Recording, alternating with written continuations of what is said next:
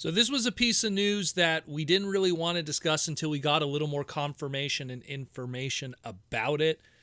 Recently, we've gotten this news leaked through a website called Promo Bricks, talking about a possible Transformers Lego crossover or a Lego item. And the information was vague, but then following that, Brick Finder, a much more reputable source of information, that actually confirmed that they had this news in their pocket for a couple of months and they just didn't want to publicly put it out there, finally started talking about it. Let's talk about the big news here. Lego doing a Transformers project with Optimus Prime.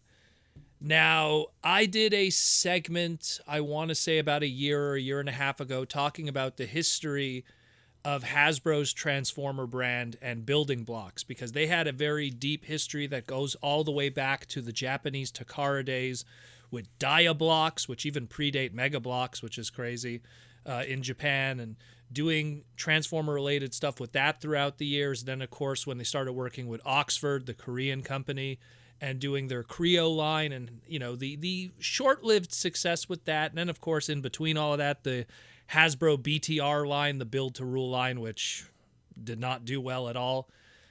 And the belief was, when I did that segment, was Kre-O was alive in some shape or form for the Transformer brand, but it was really being used very limitedly, if anything, just to kind of keep the trademark going and the licensing.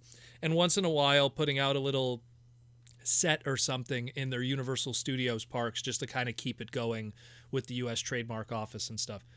But now we have this information, and there's a lot to unpack here and stuff to explain, especially to Transformer fans that don't understand what's going on in the Lego world. People who've listened to this podcast many times know we've actually had former Lego employees on this podcast who are huge Transformer fans.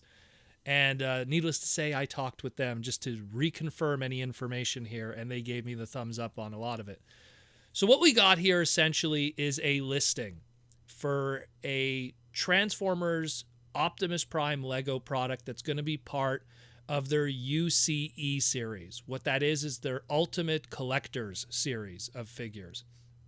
And what those are essentially is they started back in 2000 doing these. They were mostly Star Wars related, and they were just really fantastic, amazing, adult-based, high price point, high part count items based off of pre-existing properties. Again, most of them being Star Wars, but there was, some DC ones, most of them being Batmobiles based off of different movie iterations, or the Batwing, or the one case that they did, the 1966 Batcave, which came with little minifigs. And that's the thing, too, is that initially when this line was created, there was no minifigs. It was a lot more, I want to say, Technic kind of leaning, just much more based on the mechanics and having a very large, beautiful vehicle.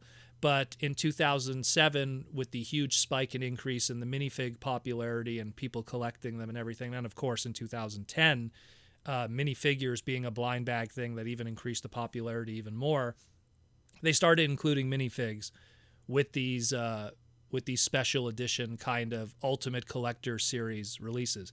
Now, these minifigs, sometimes they're compatible with the product, sometimes they're just there just to be there, and they're not in scale and they're not compatible with the product. So sometimes you might get a Slave 1 that comes with a Boba Fett minifig, but the Boba Fett won't fit properly in the Slave 1. And then sometimes you'll have a play set, whether it be the Death Star or, like I mentioned, the Batman Batcave playset, and they do come with minifigs that work with those playsets. So that's a thing too and the reason why I bring it up, because I want you guys to kind of keep that in mind too, because it might be a factor here too with this Optimus Prime. They also did Marvel ones, but the only one that they did thus far that's part of that collection is the huge Shield helicarrier. That's probably the one that people are the most familiar with.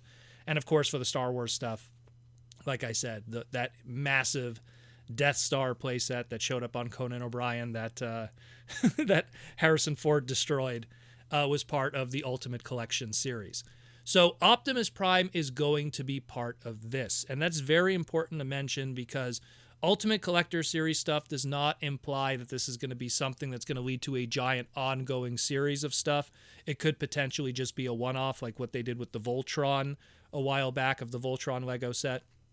And the information we got here on top of that, Ultimate Collector Series stuff also use 5 numbers for the designation code for Lego. Lego always has different numbers and coding. And the Optimus Prime one has 5 numbers here, which reconfirms its Ultimate Collector Series designation. So it's going to be 10, 30, and 2 is going to be their designation code. The set name is Optimus Prime. The amount of pieces that are going to be involved in this is 1,508 pieces, which is par for the course for a lot of those big sets and everything. It's going to be 169.99 euro, which with exchange for our American listeners will be about $193 American. And it will be available, according to this, in May of 2022, so not very far away after the Transformer Legacy line comes out in April in retail. Now, the thing to keep in mind here, and this is very important, is, again, this is part of the Ultimate Collector Series. And the way that the Ultimate Collector Series stuff is distributed is usually in very low numbers to the local Lego stores, or alternatively, on the flip side of it, online. So a lot of that product, you're probably going to have your best bet to be able to get it online, and don't hope to find it in Walmart or Target. They're usually done in very low numbers, and when they're gone, and then they just increase in value like crazy. So if you want a little Transformer finance segment here, this is going to be worth money in the long run down the line. I don't know how much, but it probably will be from a speculative standpoint. Now, which Optimus Prime is this going to be? Well, the belief is that, because it says here with the description, it comes with a jetpack, a weapon, the UCS stand, which is the plaque that all the Ultimate Collector's Edition stands kind of have, saying the name of the character or the vehicle. And it says here it'll transform from robot mode to truck mode without even disassembling, which that's fantastic news, because up to this point, all the transformable Kre-O stuff has evolved some shape or form, taking it apart and putting it back together. The dreaded part former, as us Transformer fans call it. The belief is that it's going to be based off of the Transformers Rise of the Beasts Optimus Prime, which isn't too bad, because from what we've seen thus far, it pretty much is a facsimile of what a G1 Prime is in the movie universe. Again, with little aesthetical changes here and there, but more or less is going to have the spirit of that. A lot of the images that have been circulating online have been using a picture of Studio Series, I think it's Studio Series 44 Optimus Prime, which is based off of one of the Michael Bay movies, the Dark of the Moon design. It's not going to be that. I guarantee that.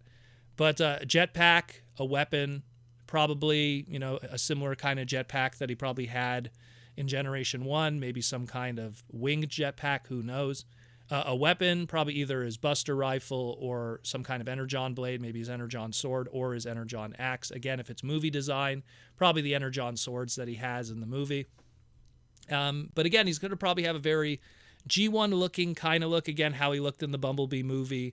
And from what we've seen already from the filming of Rise of the Beasts, he also has that very flat nose Optimus Prime design, of course, with that giant grill in the front. But hey, it's Lego. You could probably just remove it anyways, right? But we'll see what happens. It's very interesting to see how they're going to go about this, especially considering it's made out of Lego pieces and could transform without disassembling, and will be able to make an Optimus Prime. That's very interesting considering how complex movie design toys are to begin with. So, I mean, if it was a G1 kind of style, I could see it working, because G1's transformation, looking at the old 1984 toy, is possible even in a Lego form, but something that would be, a Michael Bay or the later, live action movie designs. That's going to be interesting to see how they go about it. But this is fascinating. And again, we'll get more information as this comes. Again, if it's coming out May of 2022, that's not far away. So we might get information a lot quicker than we think about this.